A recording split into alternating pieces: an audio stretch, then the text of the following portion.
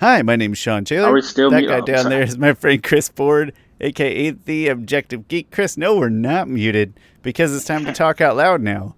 I hope that's okay with you. Chris, how you doing, buddy? I'm fine. That Excellent. sounded convincing. That was actually usually when you say I'm fine, it's very level. That time you said I'm fine with like a child who definitely is not fine. Yeah. I am, yeah, it's fine. It's a week. I'm good. Tomorrow, off, off tomorrow, and having a long weekend. Do maybe some shopping. Vintage Stock always has their sales every hmm holiday. Very easy to time. Literally every Um, holiday, they send me a text, and I think, I hope they don't pay any amount of money to send that text. I doubt they do. I hope they don't. yeah. Um, Side Movie note. trading company and Entertain Mart for you other parts of America out there. Mm, yes, yes. Entertain Mart's catchy. I wish that's what ours is called. I don't know why. I really like that. Nah, I like Vintage Stock.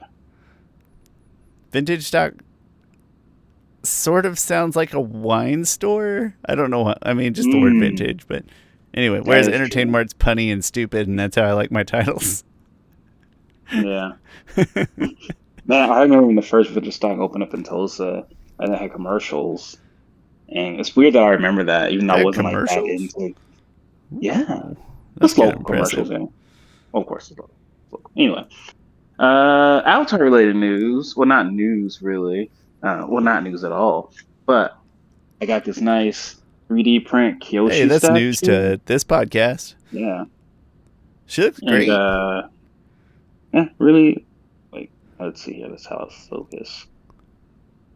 It's pretty Okay. much a replica of the statue that she has outside of in Kyoshi Island. So just gotta paint it, and I'm pretty good at painting things. It should be pretty basic to be honest. Other the eyes will be the one thing I'm just like, But they're just statue eyes, so I feel like, I kind of like the idea of the replica being of a statue because then that's going to be like more forgiving to its rigidness. yes, it will be. Yes, yes. Yeah, it's So, supposed to. The statue in the show is supposed to be made of wood or like some really big tree because you can kind of see the wood knots and stuff in it.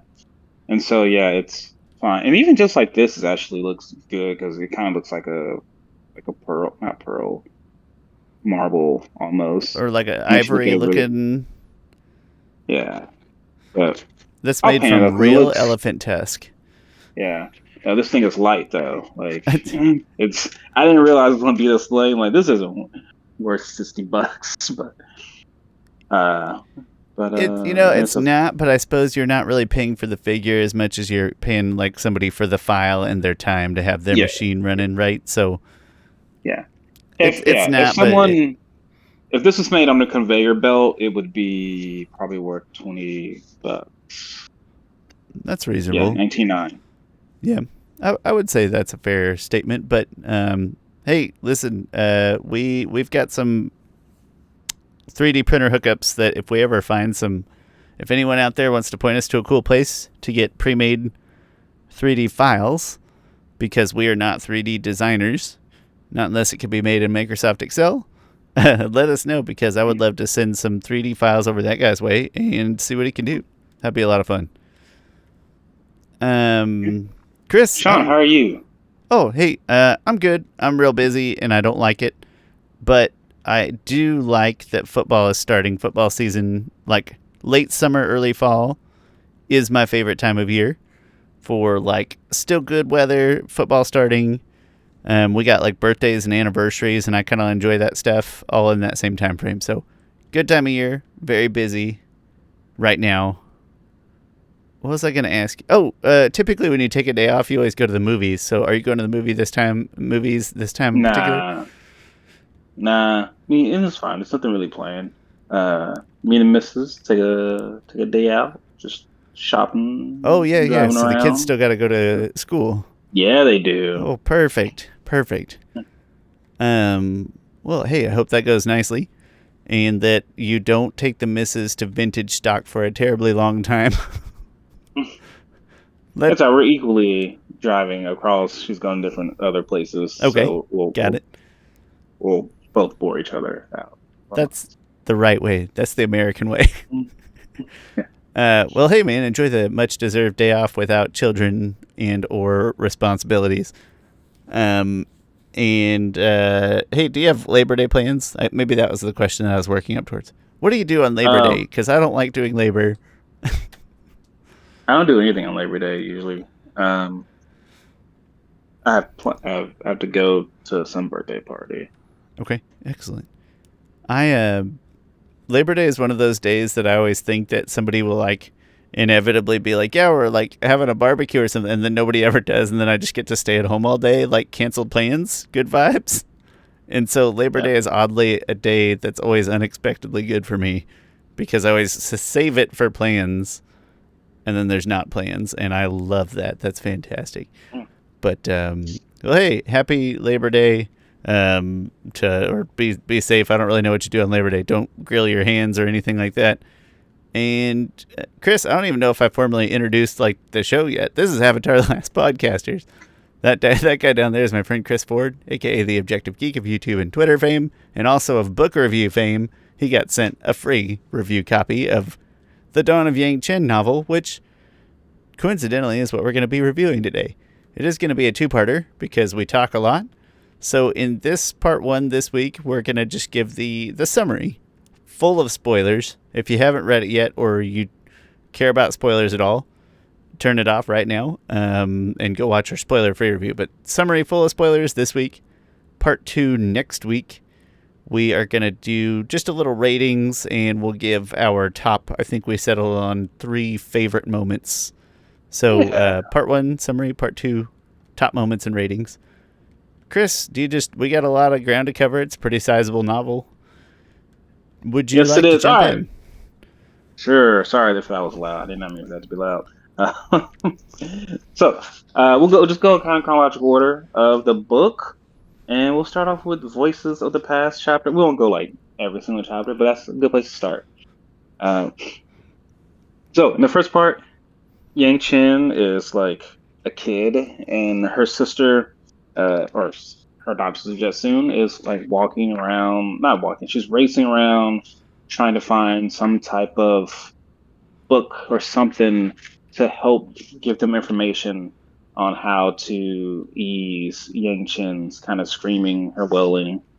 And you kind of get a sense that Yangchen is not in control of her past lives. At this point, Yangchen doesn't even realize that she's the Avatar. I think she's like 8 at this point in the book, or 10, somewhere around there. She might have been 8. But long story short, it's opening that I think sets the pace for where Yangchen's head is at. Also, it helps kind of just introduce Jetsun in the sense that it helps, I think, her establish a relationship with Kavik coming up. I'm really glad that you said the name first because I've been debating since we first started reading this book. Kavik. I like that. That's going to stick. We're going to make that the way that we pronounce it. Yeah. What do you think about that first chapter? I love it. I do think that first chapter introduces that they found out that she is the Avatar, right? That she was like communicating to past lives. I agree. I don't know that they actually knew at that time either, but it was a really big hook of an introduction because it's pretty stark contrast from any other Avatar. Like, it's not a problem that we've experienced before. So really nice opening hook. Yep. Yeah, no, I agree. The next chapter is the first steps, and it also involves Jetsun and just about them meditating into this. Jetsun helping her meditate into the spirit world. I often try to just I love picking up on like little bitty lore stuff. I'm glad you do because I don't. Not that I don't enjoy it, I just literally never grasp it. There's one little passage that so Yangchen has never meditated to spirit world before. Jetsun is trying to help her, And Oh, Justin's I know telling what you're her gonna like, say. I did pick this up, and I was very proud. maybe you did, maybe we're talking about the same thing. She just said like, don't have so many expectations of yourself. Like, not everyone has the ability to cross between realms. You won't be less or more of an avatar or an air nomad or a person if it doesn't happen. Um, is that what you thought I was gonna say? No, I thought this is where they brought in the Guru Lahima, where they referenced him. Is that not in this chapter? I think Uh, they did reference him in this chapter. I Because could. one thing and also Guru Lahima, I think, is much bigger of a figure than I think I gave him credit for, even from Legend of Korra. Because to me, Legend of Korra, he came across as like, yeah, a great guru, but like, hey, there's dozens of great gurus. Like, Lots of gurus. So this one was the first one to fly. Like, all right, congratulations, man. yeah, yeah. But like in this book, I think they brought him up a couple different times, and it comes more so across as like he is like top two of the greatest airbenders, air nomads ever. Maybe the best one. Like he's the Michael Jordan of air nomads. Like, Yangchen, you're just LeBron James. You're just putting up with more hate. yeah. So here coming in, being I don't know, who, Steph, I don't, whatever, something like that. I guess Kobe. He was the closest. Kobe was like the closest thing Oh, to I guess Jordan that ever was. I guess that he's older, so my comparison was off. You're right. Um, but yeah. So I don't know. I find that interesting because also from the Kyoshi novels that not every avatar is that spiritual. And it's not really a indictment on them as an avatar. That just might be their character trait that they're not that spiritual. Like, It seems more um, like like a personal trait rather than an avatar trait. and people who aren't the avatar, some of them are really spiritual, like Iroh. Um, oh man, I really wish I would have made notes in there because there's so many little things I should have. Anyway, sorry. um, they later on mention that like, oh, when Yang Chen was talking, there's a future chapter where Yang Chen is like in a spirit world, or she's talking about Jetsun because Jetsun had died. She was like, I'm not even sure if Jetsun would even like if she was reincarnated or if she's in a spirit world, like if she was able to transcend and become a spirit. Like that's so unknown. Like she doesn't. It seems so far fetched of an idea, but it's like a more of a legend that someone might be able to transcend their own reincarnation cycle and go into reach nirvana and go into and become a spirit, which puts Iroh on another level to me. Like we don't. That's rare. Like that's like one in five, maybe every 500 years, a person does that. That's the way it seemed to come off as. I wonder if he's ever run into any of the other ones up there. So I have a theory that I have a theory, and I might have spoken about this before, that spirits are trying to reach their own like reverse nirvana. You feel like they're trying to become more physical and one with nature because they're not that way. That's why they're always like protect this forest, protect that, protect that. And in my proof of this is that Hua and Lee left and became just fishes. Like they just became fish. Stupid choice, And but I get it. yeah, Pick a like better animal. um and we have Heibai. Heibai turns into a well, that's not a good example because he turns into a panda, and pandas don't really exist probably as an animal. But he turns into something more physical than like he's like, okay, I want to try and be uh a a, a, a bad a dang it a bear cub or a bear moose or bear Whatever beaver. he Like, is. and he was like, ah, crap! I turned into a bear that's white and black. I was aiming for like a a different bear. I was hoping for something a little more intimidating at face value. Yeah.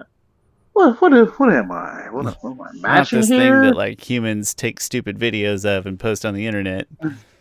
Like I'm like a polar bear dog mixed with another bear. And Something. somehow I'll have like The most boring avatar animal is a mix of two bears. uh, it's also there's the reverse side of that, right? So you have certain spirits, I think, who might have been people at one point, like the painted lady. The painted lady seems less spirity, and she seems She like basically seemed like a like ghost. maybe yeah, she seemed like a ghost. Like maybe she actually was just a physical person, and she eventually transcended. Like she was so maybe attached to protecting that place that she became a spirit and was protecting that village. Then we also have Yue, who became a spirit through much different means than Iroh. But I think there is some type of transition that both try to become the others. Not sure how I got off on that tangent. But yeah. I like the idea, and I like the idea that transcendence is less of a switch to be flipped and more of like a muscle that's exercised over time. Like you don't just transcend one day and then you're the painted lady, the spirit, instead of the person in the spirit world. But that it's a process. I kind of like that thought. Yep. Oh, there was a sentence in this first one uh, that I really liked because I think it's life advice I should um, take. Anyway, so Yanchen was able to go into the out. Not that Yanchen was able to meditate into the spirit world and um, uh, says, "Huh?" Just soon said in one of her classic understatements. First try, good job. Yang Chen wanted to laugh and leap a mile into the air, but she would maintain a cool head, just like her guide. Maybe I only remembered how, meaning that she used a past life. Like maybe she was being humble to a certain sense. And Jetsun replies, "Humility isn't more important than the truth. I think you pull this off yourself." Like I think I'm too humble of a person. Like, which sounds like a brag. Like I'm so humble, I'm the and that most humble, actually. one of my favorite songs from, well, not one of, I have a bunch of favorite songs from Lonely Island is I'm So Humble. It's a Uh, gym.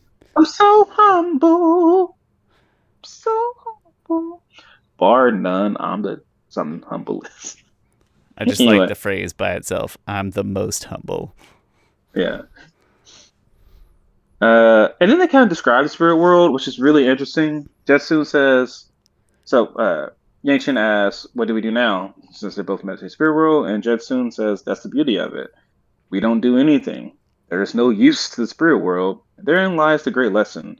Here you don't take, you don't anticipate or plan, you don't struggle, you don't worry about value gained and lost. You just exist like a spirit. Which I think is really interesting about the spirit world. It's so different than the physical world. I don't think I would do very well there. Okay, but I have all this anxiety. What do I do with that? Yeah. Does that stay in the Uh, physical world or does that come with me? yeah. In this chapter, oh, anything else you want to talk about from that? Not from that moment, no. Holy crap, that was 12 freaking pages in. Shawn, we have another 300 or so to go. But we won't be long because I got like actual work to do, I think. We won't go Uh, chapter by chapter. Maybe that's yeah. So this chapter introduced us to Kavik, and this was probably like, I think, the most confused, or this was the chapter I had the hardest time following. I had a really hard time visualizing it. Yeah, I did too. Like it was I don't know, it was just yeah, like I just had a hard time reading the words and putting it in my brain. We'll discuss maybe a little more in our next episode, but we both have expressed feelings of occasionally the author's writing style not being conducive to painting a good picture of like action action heavy or movement heavy scenes. Yeah.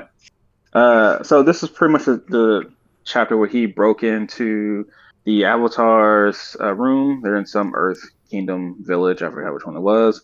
But he broke into the room because that's his job. He's like a thief. He steals information, and then he realizes that he's crossed the Avatar. I do like how they first describe Yangchen here because just this one I feel like they paint the picture really well. Um, oh, well, don't hurt the Of the word too character much. herself, sure. The scene at large, more of a Yeah. struggle.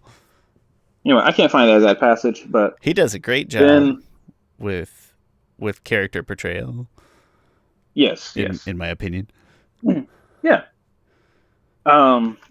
So then so her guards and stuff come in, and she's like, just let him go. Take him to make sure he's not harmed.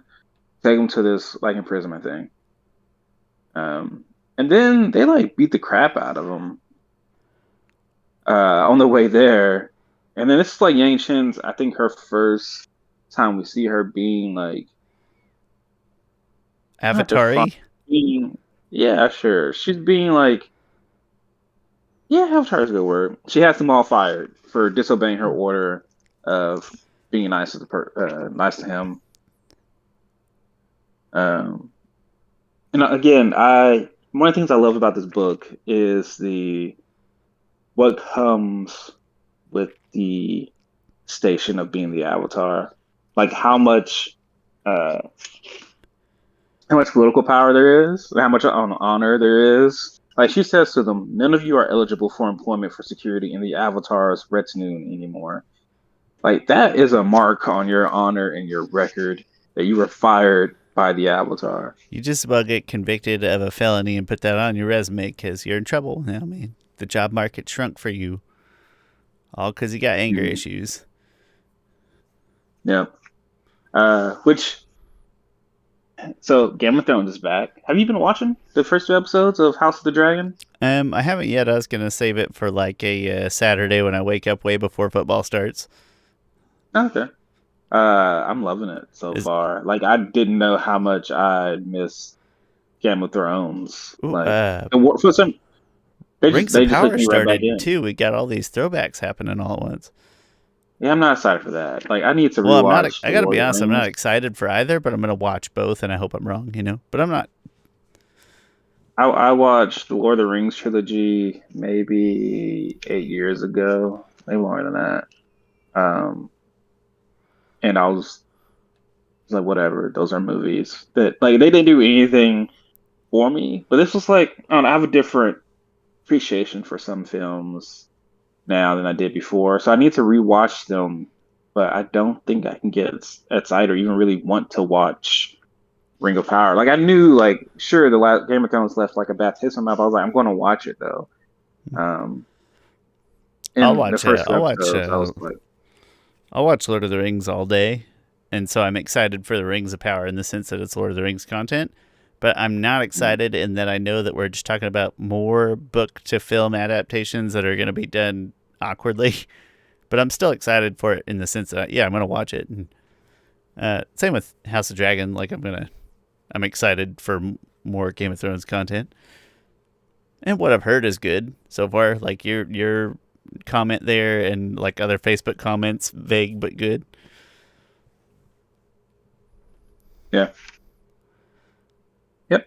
No, my point is that in Game of Thrones, there's so much like positioning, and people are playing the Game of Thrones, right? It's like someone has to hire someone on the King's Guard, and one person's like, "Oh well, how are you? You're the best, clearly the best candidate." And then that person advising was like, "Well, you should might consider that the families here of these other candidates might be powerful, and you might need to have them on your side." Like, like there's so much of that. Like, there's so much honor in certain positions and duties that you do that it makes a difference to people's perception of you when you either don't get it or you do get it. Um, and I don't know. I appreciate that. There was none of that in either of the shows, and there was a lot of that in the Kyoshi novels. I feel like there's more of that Game of Thrones in in this novel. That kind of power structure is the crux of this novel, for sure. Hmm. Yeah, definitely. Uh, anyway, so then they meet, and then so they meet, and Yang heals him and lets him go, and then she Straight up gives him money. yeah, that's right, she gives him some whole money. And then he goes back home, and then he makes sure he wasn't followed, and he talks to his parents and stuff, which is fine. And then, which I love, um, his he's at home, he's talking to his parents and stuff, and then there's like a knock at the door.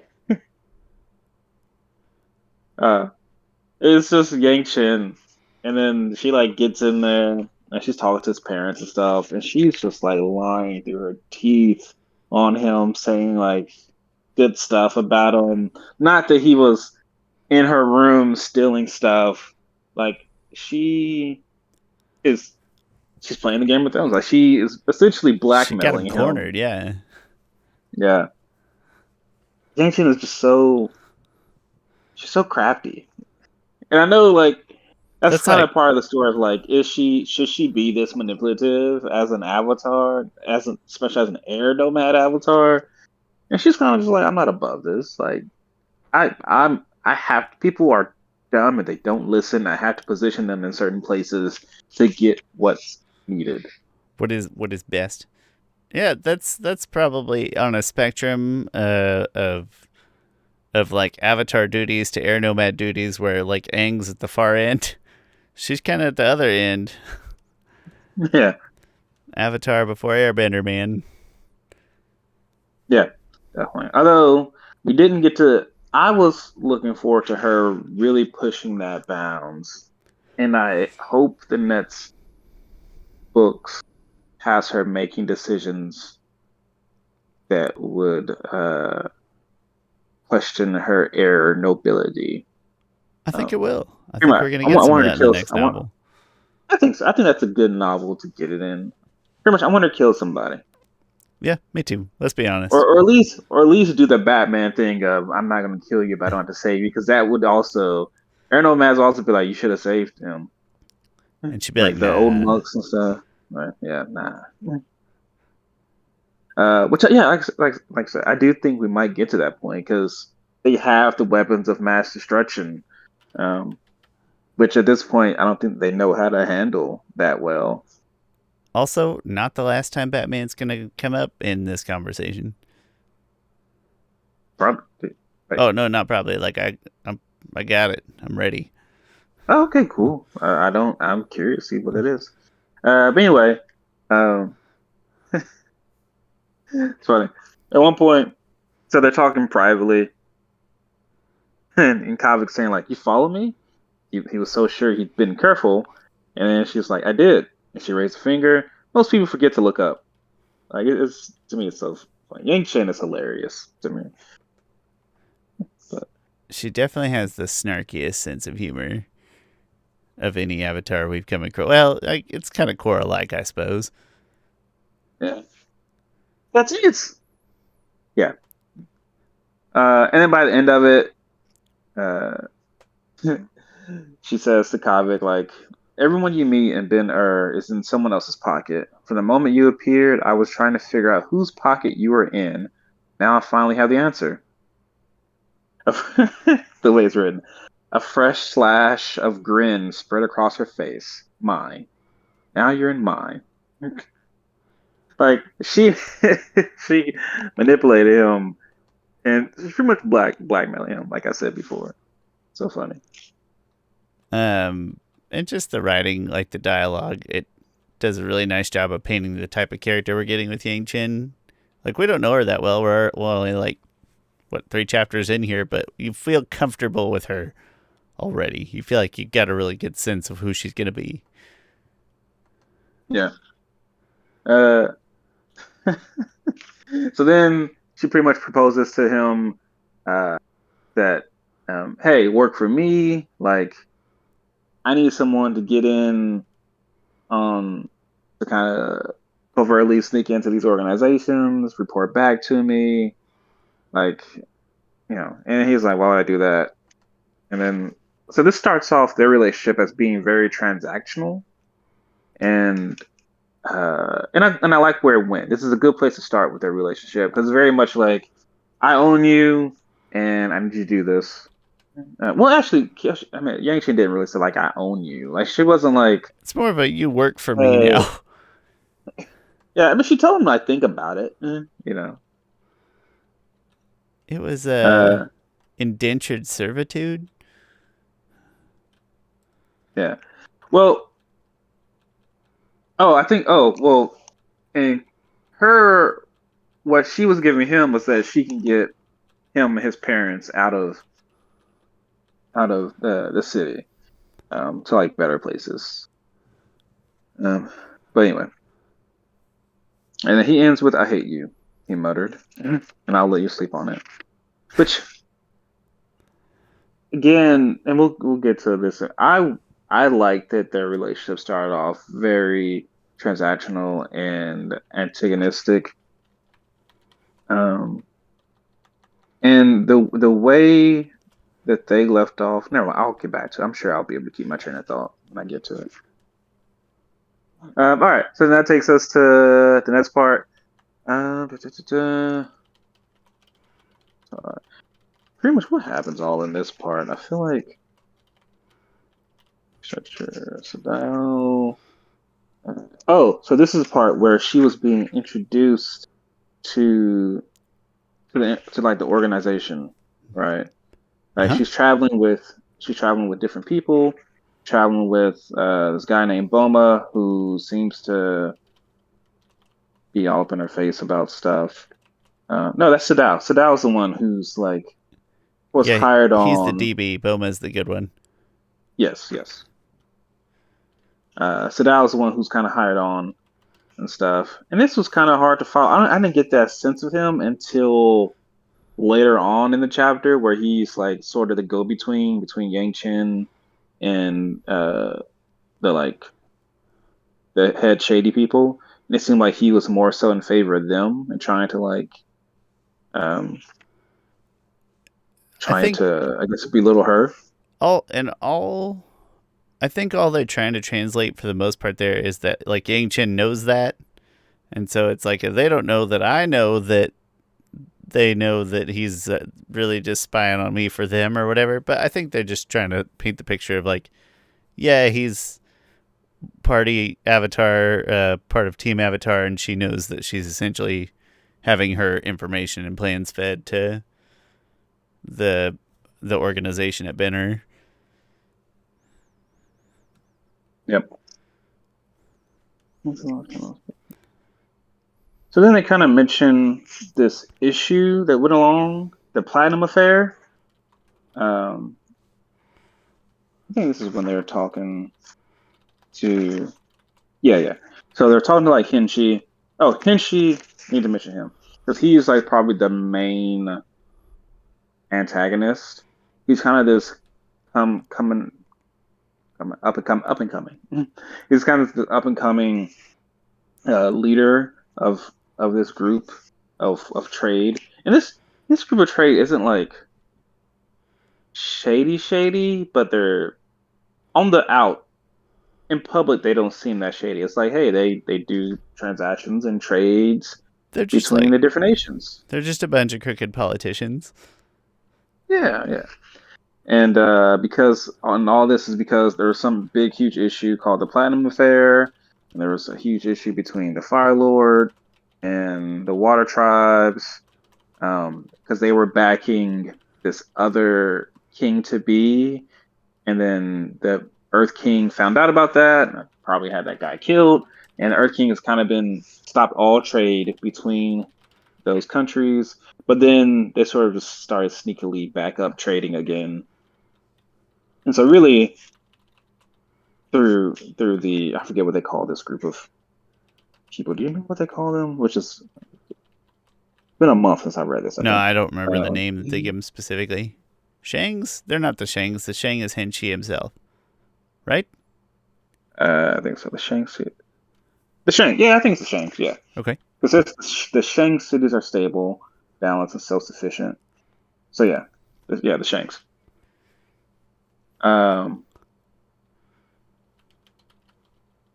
so what's really I find interesting also is like Yangchens were in the shadow of Avatar Zero, because as she's talking with them, they mention like, oh, Avatar Zero would have loved our system and stuff. And it's like you're probably not like Avatar Zero was all about infrastructure and stuff.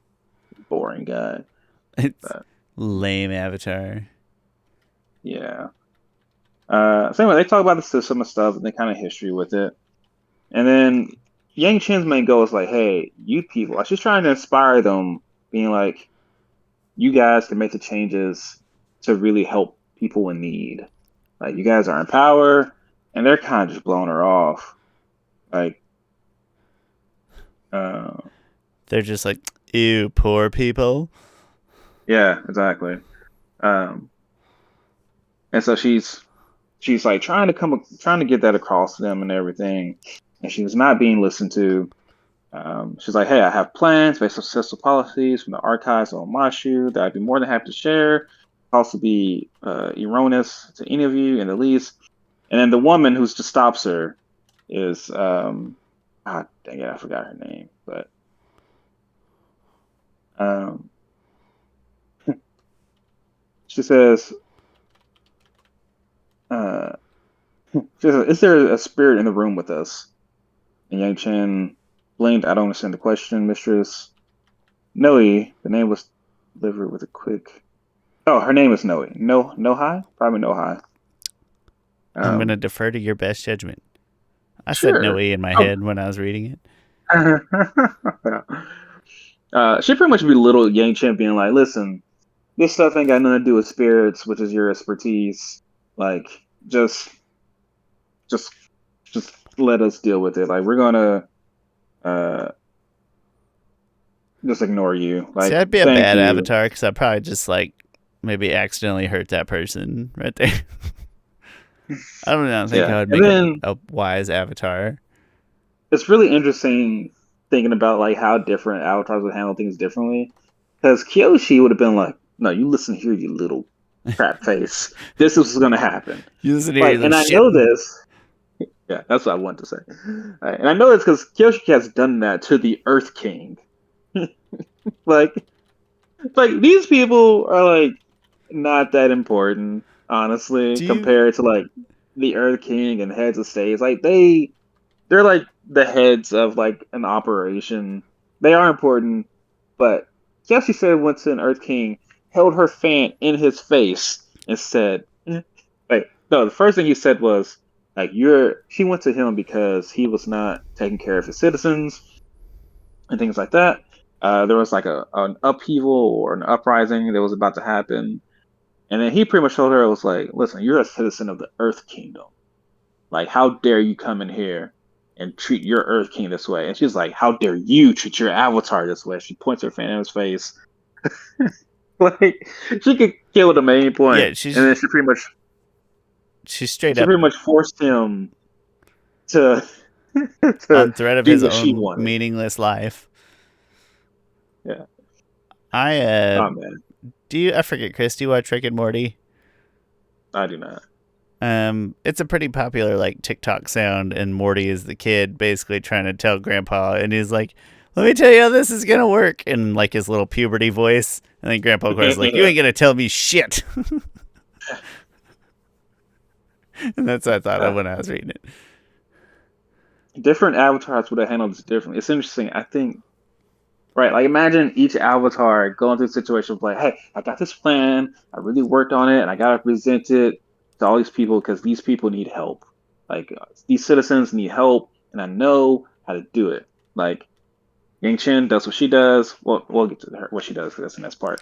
Aang would have been like, okay, you might really want to like reconsider this. There's ramification of these things. Korra would have been like, whatever, F you. And she would have just gone away, rejected. Kyoshi would have been like, no, F you, you're doing this.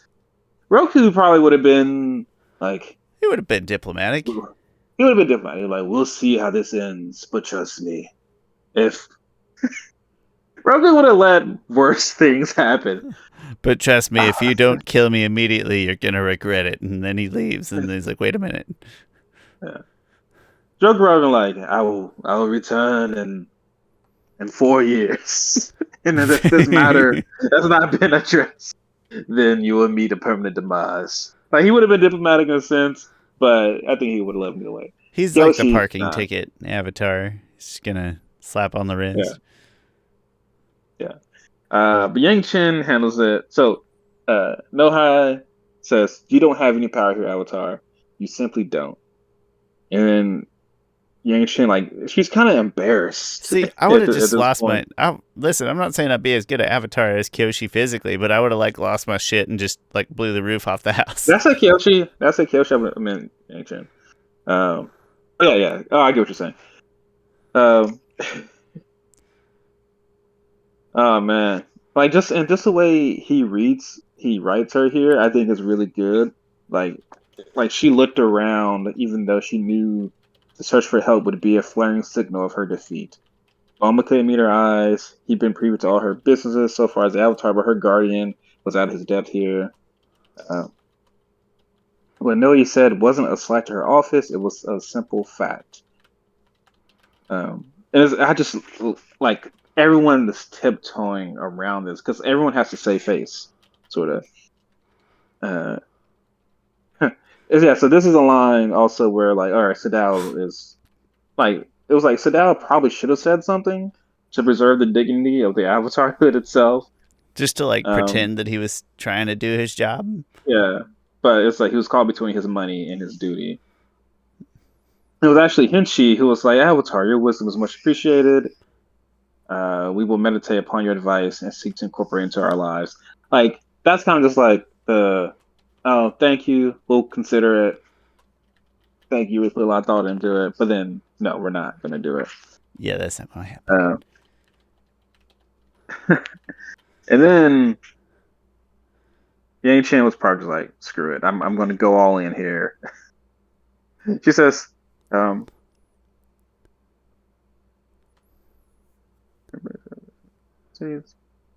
so at first I feel like she's kind of groveling. Like surely you can see the long term benefit. Like this will help out the people of your country. The spirits will smile upon those who take care of their neighbors. And then they started getting like I feel like way too like uppity at Yang Chen. Like they said, the Shangs in the room. Not just so they were just kind of getting uppity. Like they're trading blows to blow with the Avatar, sort of in a not in a fight, but in a, like a political squabble. And then like they're just kind of keep keep deflecting her, like, and they're even laughing at her to a certain point. Um, like, and Kyoshi just not Kyoshi. Nation just keeps on like pleading to them in a sense. And then one guy says, "Our duty is to manage the flow of trade between the four nations." Oh, it's Tien. Not to throw bones at every barking animal in the street. As long as the Earth King Shawn gets his portion of the revenues, he doesn't care how we manage our business. And then eventually they're just like, he's just like, your advice has been heard. I think we're done here. And like that is just like you're disrespecting her. Like at this point, you know, before I was reading it, I was expecting her to go full Kyoshi. Um, and then she pretty much blackmails him also. Like she stood up and said the Earth King cares about being cheated, cares about treason. And like I don't even have to read the descriptions here. I just know once you say treason, you're like, oh crap. Wait, the Avatar is saying that we might be treasonous to the Earth King. The Earth King will like hold her opinion in high regard. She's finally speaking in our language. Yeah. Uh, and then she goes off on them. Like they're like, you don't have any evidence of this. And And then she just goes off and says, like, pretty much lays it all out to him.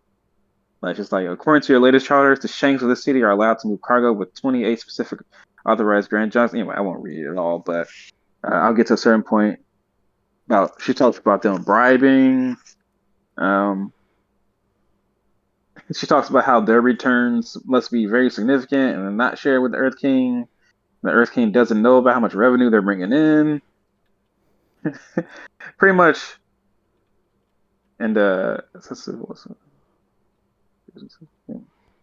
and how like some ships are unaccounted for, and like people just stop laughing because they're laughing at her before.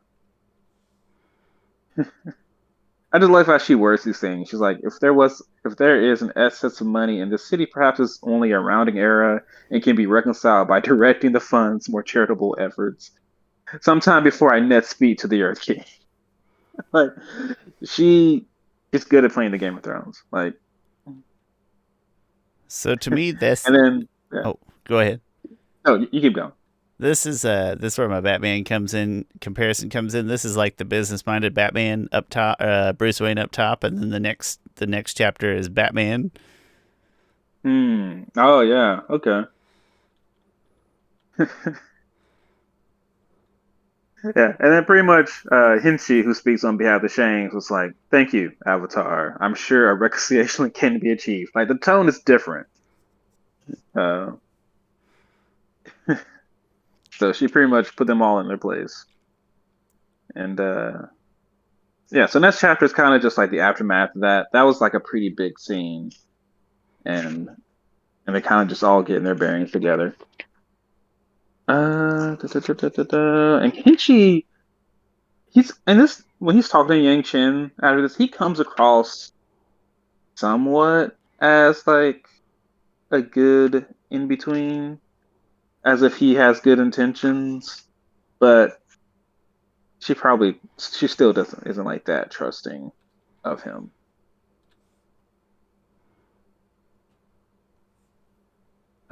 Also, Yang Chen. So she had a conversation with Hinchi, and then she went all covert and like had someone kind of pretend to be her, and then she snuck back in to listen to them talk about her behind her back, which is just yeah, I Straight just up love using how like crawling through some old ventilation yeah, with. I keep wanting to say Boma, but that's the Dragon Ball Z. What's the guy's name? Is it? Boma, It is not Boma. Boma, but it's Boma like Boma. Boma. Got it. Yeah. Yes, and the way that she uses him in disguise to make it look like she's leaving. Yep. Yep. Anyway, they all have a talk. Yang Chen has overheard like all their conversations, so now she knows where she sits at with all of them. She knows uh, she can't trust Sadao, her companion, and she can't trust Hinchi, who came across a little bit more fair. And yeah, she can't trust nobody. Okay. So then we catch back up with Kavik, which is probably a boring chapter to me because I don't really remember a lot of that happened. He had a conversation with this other guy named Kyu, which is Kyu. It does the same job as Kavik, which is like an information runner or thief, and but he's gotten out the game. And those two just catch up, and it kind of introduces us to like a little bit more information on Kalon. Okay. And there's let's see, next chapter, reading leaves, and that one. Sorts. Sorry, I'm a little. I kind of forget what happens. I know at one point he. Okay, so they kind of just talk, um, and they go to like some place and talk. Anyway, the next chapter, which I think is really good chapter, is the Northern Air Temple. Yang Chen takes Kavik to Northern Air Temple, and people they come across like refugees who are leaving the Earth Kingdom cities to go up to the air temples, and a lot of them are like just dying there. And they come across like this lady who's like dying, and they both heal her, which I think is a really good moment. I think it really makes Kavik believe in Yang Chen. Like it turns what he's doing into a um, from a transactional point of view, from a he gets something out of point of view to more of a noble cause. This is a Uh, great. This is a great Yang Chen chapter, like character wise, when you're getting her out of her Game of Thronesiness, yes. avatarness, and putting her in, Yang Chen shoes. And it Yep. feels like the first chapter where you really got to see that side of, that side of her current age character. Yeah. Also, I love that Yang Chen is a really good healer. Like, sure, she's not a born water tribe avatar, but she is really great at healing people, which I think fits her character a lot. Like Aang, Aang is not a healer. He can't heal. Korra can. We don't see Korra healing, I think, enough. But Not probably not her strongest suit. yeah, I mean, she's good. She can heal Bolin. She healed Bolin a couple different times. I think she's healed herself some, but there's some really just good thought and imagery behind. Maybe it's very Jesus Christ like in my head, like reaching down and healing the sick, being like the Avatar is the Messiah of this universe, and sometimes it's not about like defeating the ultimate evil. It's just about reaching down to the normal everyday person and locking in on them and healing them with your great power. Something to be said about that. Yeah. Oh, but it ends on like the sourest of notes because she heals the lady and she's like, "Oh, you're the Avatar," like, and then she's like, "Where's my son?" And she's like, "Oh crap, we we Oh shit! yeah," and like Yang Chen is like 99.5% sure her son is dead, and but they still send people out. Someone sent someone out to look, but she's kind of like, "Man, we failed her." Okay. But what was gonna happen? So, Sean, how long have we been recording now? Probably A 45 long minutes. time. 53 minutes. Holy crap. All right. Holy- I'll try to get there a little bit faster. Uh, so then I feel like at this point, after they have, um, after they talk at the air temple, at that point, I think they kind of just split up. Like, Havik goes into employment with Shang from another city. She Um, she transports him there, and then at some point, kind of kicks him off the boat or off the sky bison down the water. He gets picked up by a boat, yeah, yeah, and yeah, then he gets in the city by getting his face busted in, and so that he resembles somebody else, and then he winds up at this. Uh, is it an inn? yes, yeah. It's an inn ran by two of Yang Chen's kind of Secret accomplices. supporters. Yeah, And it's ran by a gay couple, so that's fun representation in kind of an unexpected place. yeah. I Um, thought was one missing an arm. One I was think. missing an arm because they both originated in like, I don't know, like water tribe guard of some type, some important type. I don't Mhm. remember the details. But then that leaves us, that leaves us at the point where Kavik is at this inn, kind of waiting on his next assignment from Yang Chen. Like he's in place for the next thing. Yeah.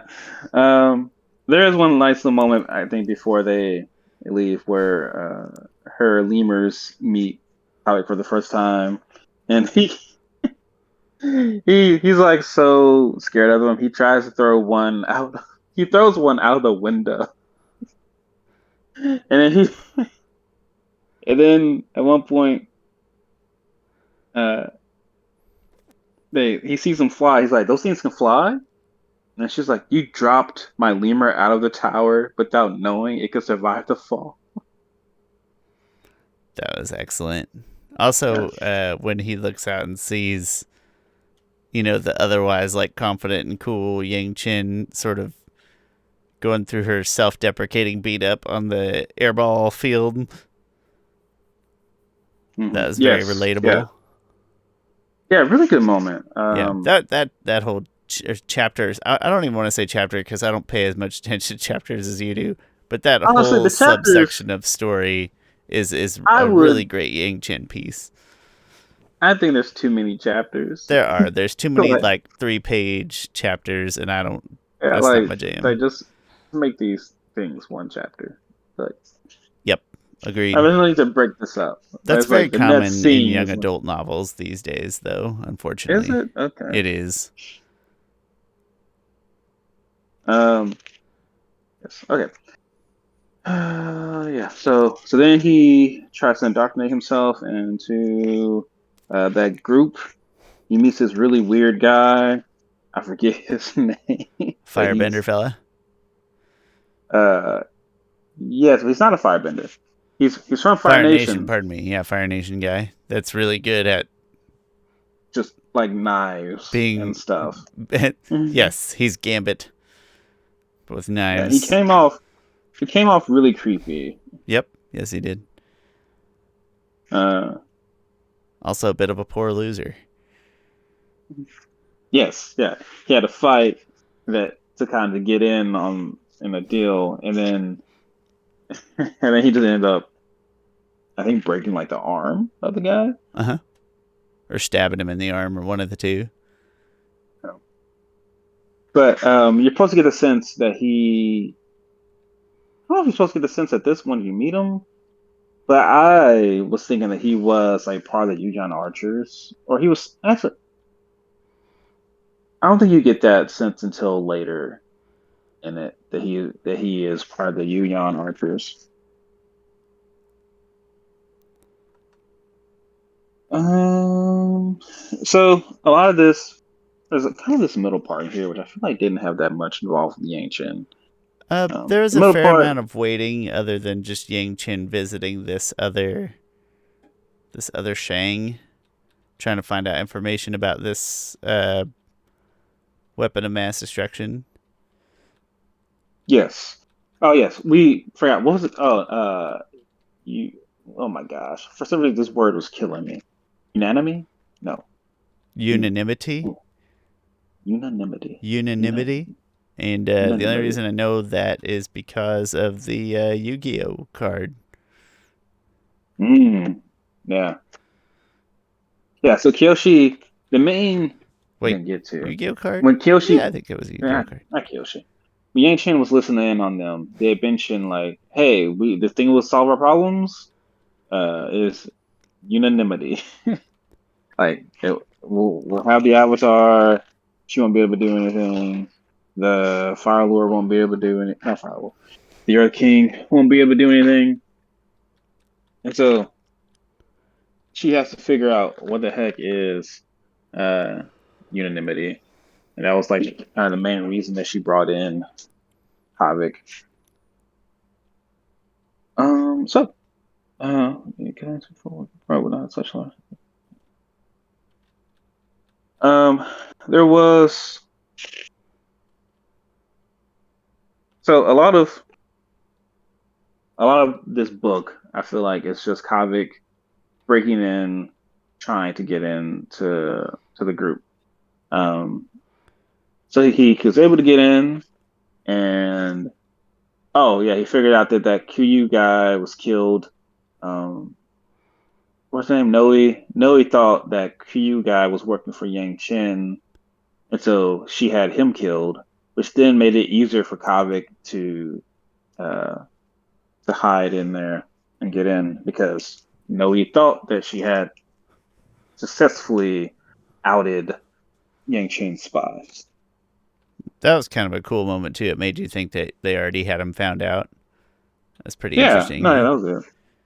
But so anyway, there's a good point in this book where Kavik just going through it, trying to play both sides. He ends up uh, finding these people on the ship.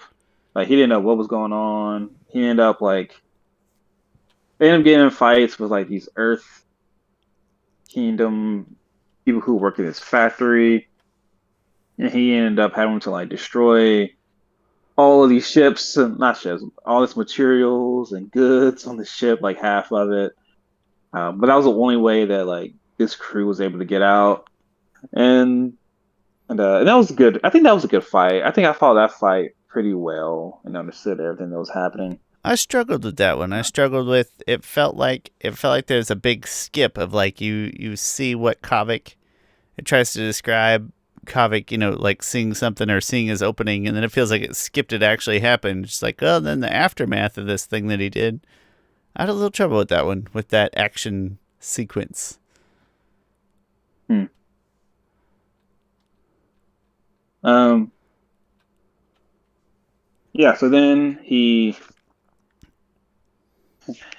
either going to be like killed for damaging 50% of the items, or he's going to be held a hero for saving 50% of the items, and also the crew and the mission and stuff like that. And he's not sure where he's going to end up at. They take him to a place, and it turns out that his brother, who was going missing, is the one who is leading, kind of the go-to person, and he's working with Hinchi. What you feel about this twist? Um, I I don't want to say I predicted it because I didn't, but it felt very obvious that his brother was going to come back in some kind of twist, so I wasn't predicting it in the moment that I read it. But after it happens, like, yeah, I mean, okay. Uh, It feels yeah, I was predict. fortuitous that he was able to work his way up through the ranks so quickly. Yeah, I was pretty sure his brother would come into play. And then at one point I was on Twitter and one person just wrote, and this was pretty non-spoiler Twitter tweet. I was just like, Kavik and his brother remind me of Amon and Tarlok. And then I thought to myself, oh well, there'll be more here. It felt Like like his this brother was was even gonna like, play. It felt like his brother was gonna play this, like Jetsoon, the spirit world thing, and they kind of did that with Kyoshi of those alluding to the spirit world. Like that was like a next book thing, but it felt like Kavik's brother was gonna be a this book thing, mhm, pretty much the yeah, whole time. So yeah. I I mean, don't not know opposed how to it I or anything, but feel. whatever. I don't know how I feel about the. To me, I don't care about twists at all. To me, you could have just said, like, you could have told me up front that his brother was working for someone, and it wouldn't have even changed my thought of the story, really. I don't know, I'm just nothing on the twist. Um, yeah, it's sort of a non-factor as an entertainment piece. Yeah. Anyway, his brother is like, listen, work for me. Like, I know you're working for the Avatar, but here's how we're gonna do it. And then Tyler pretty much just does exactly what his brother asked him to do because that's his big brother, and he seems like he just always knows what's best, and he knows how to plan. He knows how to play the Game of Thrones. Like he knows how to give the Avatar what she wants and still get what he wants. He's playing with his own big picture in mind. Yeah. Um. And then, so on the other part of the Yang Chen story, which felt more like a side story almost. She had to go to this one village that she went to before, and she was showing them like, hey, spirits. Yeah, I'm gonna butcher the story. Essentially, you guys stop doing this, for the spirits to continue to like take your people. And and um and they agreed at first, and they didn't listen because of money, of course. And she got really pissed off at them, which was like really. I think that was a really cool scene. That's just how pissed off she was at them. Um, but it felt that story felt like a little too side missiony. Like it didn't seem like it had that much of an imp. It seemed more like a detour for her not to catch up with Kavik, and that put him in more trouble. It felt more like a plot convenience. I still liked it. I still enjoyed it, but it seemed like that was the point of that. It was just a distraction or like a red herring. Yeah, Agreed. but I still, like I said, I still liked it though. Like she went into, I think, a lot of stuff just about her role as the Avatar. Um, I think she ended up having to go back to the spirit world, create a new deal with the spirits. Um, and like it's like a harsh deal for them, but it was better than nothing. I forget what it was. I think it was like they had to. I forget what the deal was. Let's see.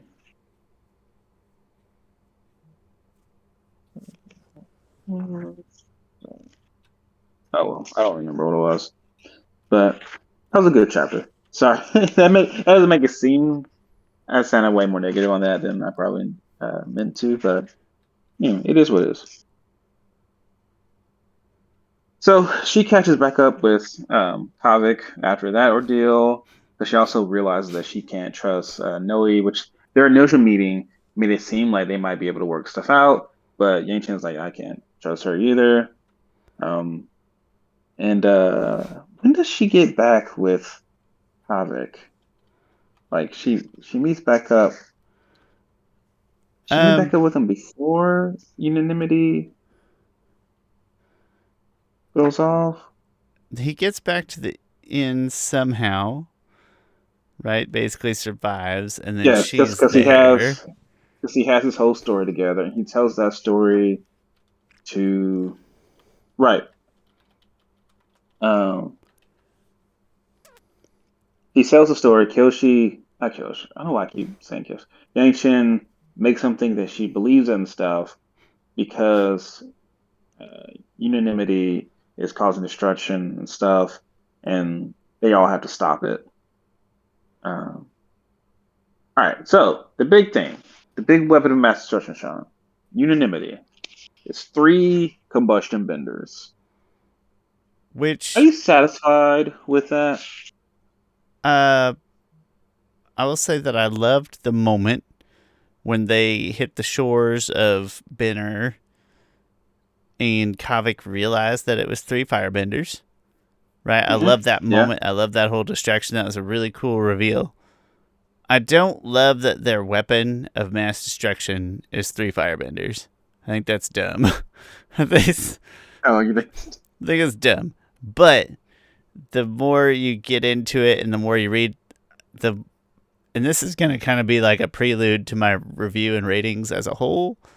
I like what it does for the lore of the franchise as we know it. Like, I like what it does for the origin of combustion benders and the history there than what it gives to this actual story, if that makes sense. Yeah. So let's. I I was disappointed I was too. because when I read the synopsis, it was like weapon of mass destruction. I'm just like, what the heck could that be? What we've seen weapons of mass destruction in Avatar, whether it's Sozin's comet giving firebenders 10 times power, they can pretty much just wipe the world, wipe a continent, a whole civilization off. We've seen Kuvira's mech suit, which is like a literal weapon of mass destruction. Like it's a nuke. I I'll tell you what I thought it was gonna be, which is way stupider. If that helps it seem better, is I was low key hoping it would be a dragon, right? Ooh. Like I just like which, but then like none of the other stuff made like how the hell are you gonna get a dragon in a warehouse and transport him on like none of the other stuff made sense. And the farther and farther I was like, Sean, that's a stupid idea. But then they did have me with the crate. I was like, what the hell is in that crate? So anyway, my idea was way dumber. But you know, I like dragons, so it's obviously where my mind went. Now, I will say this. I think we are looking at it through the lens of someone who's seen two shows with combustion benders, and they've both have been like very, very powerful, but like enough to deal with. Like Zuko beat Combustion Man by, wait, no, not Zuko. I'm sorry. Sokka beat Combustion Man by hitting him in the head with a boomerang. Like, I mean, Um, it's really cool, but functionally, isn't it really just adding sort of range and extra like magnitude to firebending? Isn't that what it boils down to? I mean, it's it's more like to me, it's more powerful. Yeah, Like like range that and is, range and magnitude, right? I can get it yeah. farther and I Sorry, can do it yes, bigger. yes, yes, and I can direct, yeah, and you don't really see it. Like it's, Oh, yeah, yeah. I didn't think of that. Like it's sort of a spontaneous combustion feel to it. Um, But and so like from that lens, and we saw, Pali is like the greatest one. She can direct it, turn it, curve the yeah, she bullet, goes if you like wanted will. on that thing. Yeah, which by the way, just Yeah. watched like 2 weeks ago. Not a good movie. I love Wanted Shawn. What are you talking This is about? not a good movie. One time I was watching it, and for some reason, it's an inside joke with friends in college. One time I was watching it with friends in college, and this is a scene where he's where he's in the train, and his his dad is there. And he shoots the train is tilted over, Hmm? and he shoots the window out, and he's like air surfing, but he's on his dad. And I was watching with my friends, and like my friends is like two girls and a guy. Now for some reason I just start singing like air surfing with my dad. We do things together even though he's dead. I My was like, dad, he's like dad. surf, My dad, dad. like he's like legit surfing on his dead dad that he just met. It's uncomfortable, that's for sure. Um, But I love Wanted. I'm glad that Wanted makes you happy. When you're happy, I'm happy. Um, the combustion bending. But so we're looking at through it through that lens. Now, when you're looking at through it through the lens of like a story that takes place 500 years before, where all these sub-bending things aren't as widely known or Probably available. barely known, Um, I think it's fair to say. yeah, and so a combustion bender's like, we don't know what the heck this thing. We don't know the limits of it. We don't know how it works. We don't know anything about it. Like, we don't know how to stop it. And there's three of them. We got to stop three of these people. Like, holy crap! Like, what? So I get it from that standpoint. Um, I think I was just trying to. I think I was just expecting something new and different. I was But I expecting love something how, physically bigger. Something about yeah, and three regular people just didn't hit it for me, but the thing is, like, I think to myself, do I think that? I mean, Aang even wasn't able. Like, the first time Aang fought Combustion Man, he was just he pretty much lost that fight. Like, he had to run away. And when they fought him again, it was like, oh, we barely got away from him. Like, and this is Aang, and this is Aang, Toph, and Katara. Like, so maybe I'm not giving combustion bending enough credit. it But for just some didn't reason in my have that. head, It didn't have that spice value that you're looking for because it's been built up since the preview, right? They're talking about in yeah, the preview of the story 2 years ago. We're hearing about a weapon of mass destruction, and you just got a lot of ideas in your head, maybe about what it could and shouldn't be, and what I was picturing was bigger. yeah. And I do like that he seems to be introducing. the first instances of these sub bending things in these novels. Like in the Kyoshi novel, like we see lightning bending, and it's a surprise.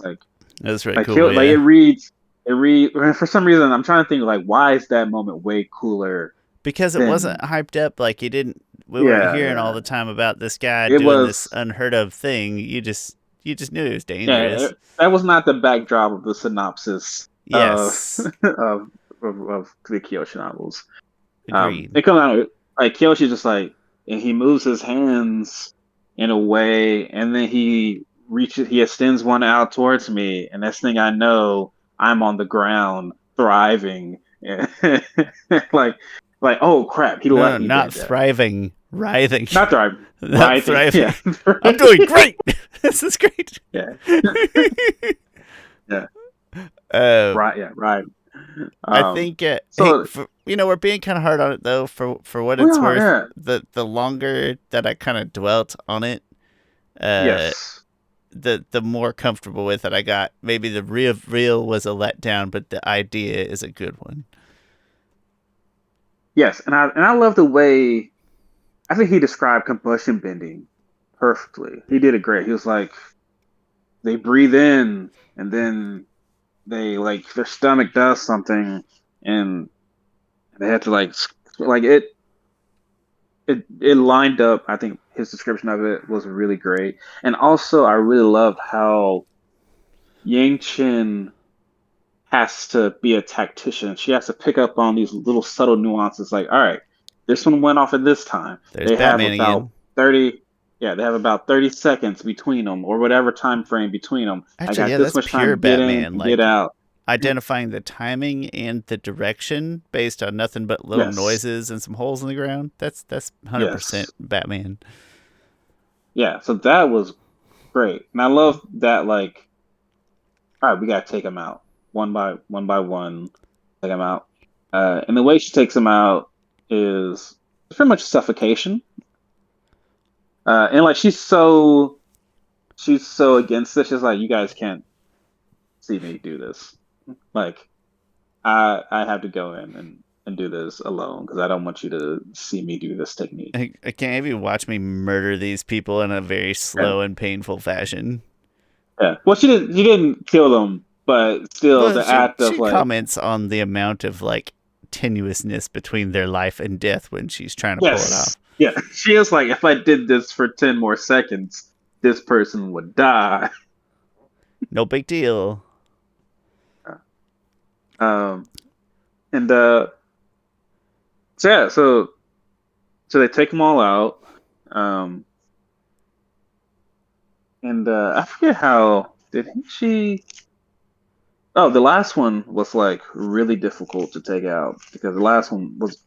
It's pretty much canon now that female combustion benders are stronger than the male ones. At least that's what I'm looking at. That seems to be the trend. That's your takeaway from this. I'm okay with that. I'm not gonna. Yeah. I got no beef with that. Oh, you know something we haven't mentioned yet is Kyoshi. No, I can't. Dang it. Yangchen. We'll bring up later because it is somewhat connected to the story. Well, it's very connected to the story. But anyway, White Lotus. Remember talking about White Lotus? Yeah, I forgot about that little tidbit. Yeah. Oh, Um, the so she defeats the last one. She then like she then uh pretty much takes them to the air temple to hold them as hostages. And there was a really interesting conversation between her and like the head master, I guess, of the or the head monk. He was like, the head monkster. yeah.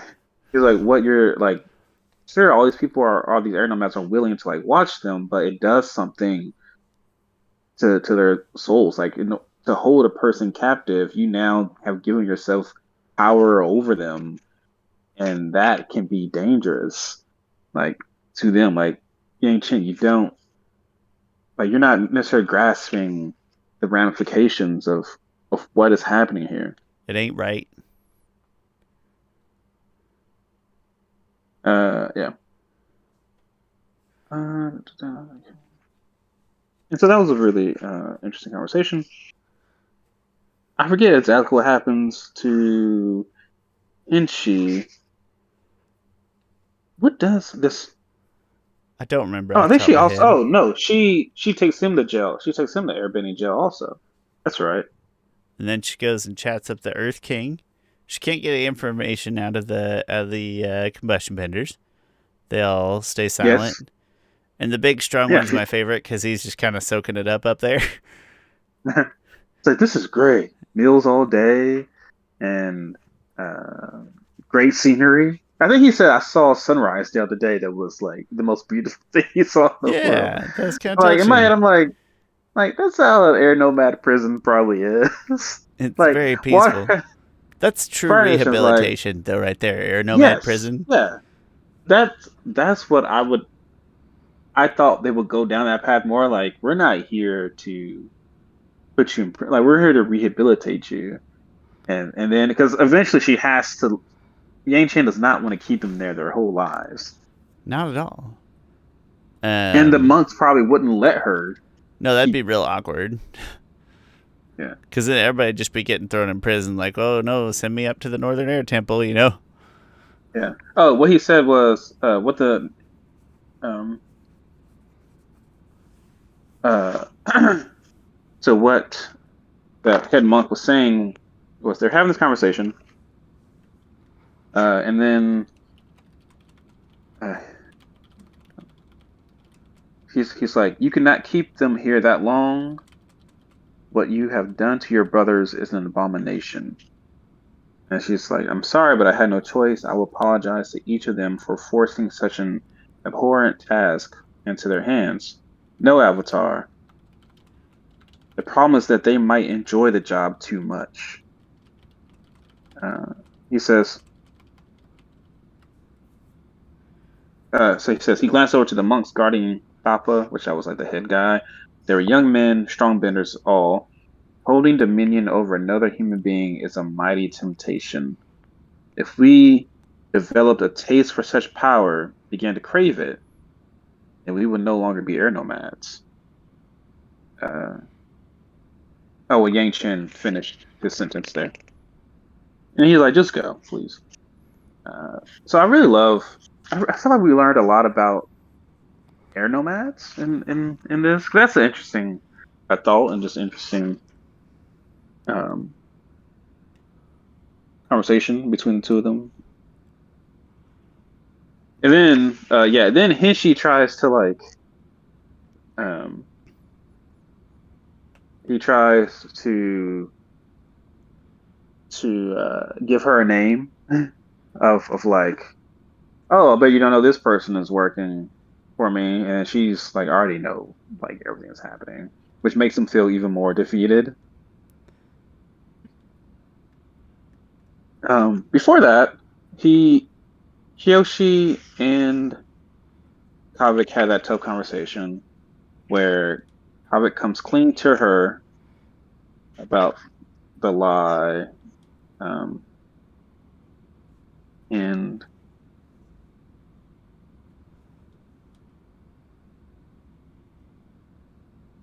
uh, and uh, and they pretty much like she They kind of they make really up, but like in a very formal way. Like, all right, I like can't yeah trust you anymore, right? And he's like, yeah, I kind of get that. yeah But at the same time, they're all good. yes. Well, to me, the relationship dynamic changed. It was at first it was very transactional, and then it became like, oh, I think there's something between us. Maybe not even romantically, just like, hey, like I am, I respect you and admire you as a person, and I trust you. And now it's just like I can't trust you. Now it's like you do work for me. I mean, she says to him, "I made a mistake in trusting you, Kavik. You're not one of my companions." And I think that probably cut him really hard. Yeah, deservedly so. Yeah. Um, and so, oh, my point was, is that I hope in the next book she realizes how easy it is to not be perfect. out that that's why I want to see her kill someone because I want her to deal with not meeting expectations and not being perfect, understanding that people are put into situations they have to do things that they don't agree with, I think and it's going to that might. happen to an extent, and I think it's going to happen like with Kavik and in the spirit world. Hmm, They're going to yeah, make amends in a similar fashion to what you've just described. yes, and then that will lead to them making amends. Yep. Uh, yeah. So anyway, yeah, she had a conversation with the Earth King, which is kind of just like they're both beating around the bush purposely of just like, yes, I knew all the stuff that's happened. La da la da. Oh, what can we do? And then this time she's like, you know what? I've talked to Avatar Zero, and he thinks we should do this and this. He's like, oh, okay. Like she's Did you almost just use your John Mulaney taking. voice to say, okay? I didn't mean to. It came off Like, it natural. came out a little bit. Oh, okay. Okay. um, and I love that it's such a character, almost a character flaw, but more of a trait that she this time is willing to invoke her past life to get something done. Like it's almost sacrilegious in a way. Like it's almost like taking the Lord's name in vain. Like Zeto said to me, you guys can't prove it, but I am his conduit. And he told me that this was a good plan. Like I wonder just how many of them disagree with her on That's like this. being Zeto's the probably older like, sibling and having mom and dad on your side when you're explaining something to a younger sibling. yeah, but she doesn't though. Like she's lying to them that Zeto gave her this advice and information. If it's her advice, it's kind of Zeto's advice. It's fine. It's fine. I mean, no, that's. I think it's fine, but she's clearly lying to them so they can just do it and That's just part of her moral dilemma as an air nomad versus the Avatar. yeah. I would have liked to see her talk to her past lives more, which I think is a really interesting facet that she. Oh, and we'll get to this other point too because it's connected. She is almost pushing aside her spirituality because they have been such a burden to her, taking over her body, taking over her almost spirit, holding her captive, hostage, that she she doesn't necessarily really, I think, is trying to reach her past lives. So I think the next book is going to have her have a conversation with Zeta. I actually kind of liked that she didn't in this book. Like this book, it was sort of the struggle, right? And then Yeah, next book, maybe she'll figure out how to rein it in and do it more on her own terms. So I was okay with that, being sort of an intentional choice. which she did. She did meet with so the White Lotus we talked about before, and that's where they had a lot of this conversation about was like, is Yang Chen really fully living up to her potential? And this White Lotus like lady is like almost chastising, belittling Yang Chen. Like you could do so much more with your life than what you're doing and the way you're going about it. And then Yang Chen doesn't like Yang. It's funny because like the White Lotus is coming off almost antagonistic in this. Yeah, they're not Um, good or at least yet. a nuisance or an annoyance. Like Yang, it's funny because Yang Chen, what is it? Does she get hurt or something to go somewhere? Like she says she needs information. Oh, she's like backed into kind of a corner, and she needs some resources, and she sort of breaks it to the White Lotus. Like she says the thing like just the gate open to the guard, whatever it is. And then the guy, like she says the whole thing where the door opens. Like she she says it to him, and then he's like weary of it, and then she's like, it doesn't matter if I'm a member or not. Like the door is open to all who call. Like Shawn almost teaches him about about it, but she's like, listen, I know passcode. It doesn't matter if I'm a member or not. I know the passcode, and that's all that matters. She Like she also plays the game of Pi she calls them on show. their shit. Yeah. Yeah. She like plays both sides of the game of Pi show to get it going. Like she's like, listen, I know it. Like, come on.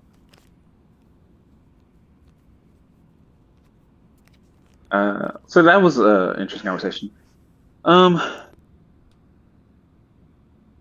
yeah, I think that's it with like spoiler stuff with the book.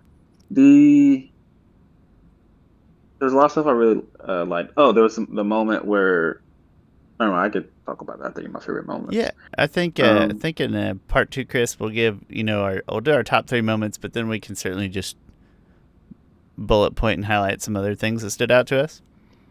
yeah, Yeah, we good. that was the recap though. Not for nothing. Yeah, I think that's a solid recap for now, and we're also quite a ways in, so we'll try to spread it across that second episode a little more. So hey, come back next week for part 2.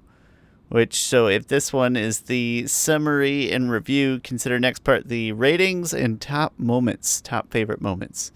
In the meantime, my name's Shawn Taylor. That guy down there is my friend Chris Ford, aka The Objective Geek, of YouTube and Twitter fame. And if as soon as I can find my mouse, I will sit. There it is. Okay.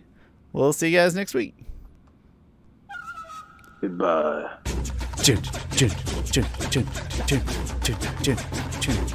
Holy cow. Oh, Chris just cussed in the credits. That's going to show up in there because I haven't muted us yet. I never mute us during the credits anymore.